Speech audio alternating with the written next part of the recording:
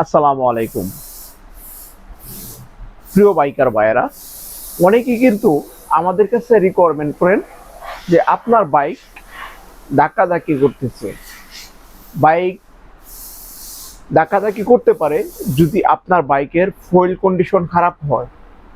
So সেক্ষেত্রে আমি আপনাকে একটি ছোট্ট টিপস দিব, আপনি সেটা অবলম্বন করে দেখতে পারেন।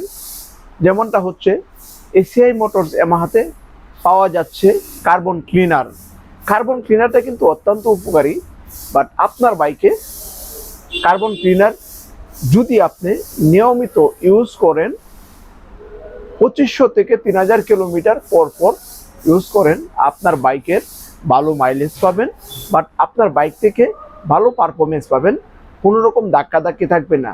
এটা কিন্তু আমরা ইউজ করে চেক করেছি, বাট আমাদের গাড়িতেও আমরা ইউজ করি।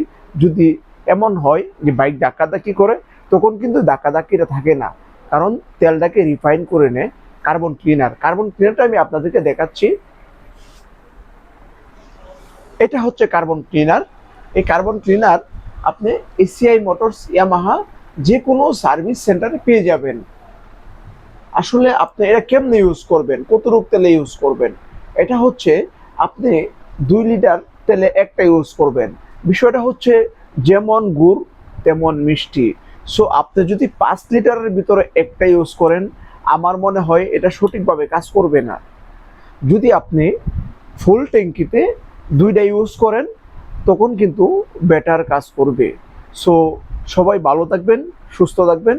আসসালামু আলাইকুম, আল্লাহ হাফেজ। Yes Yamaha.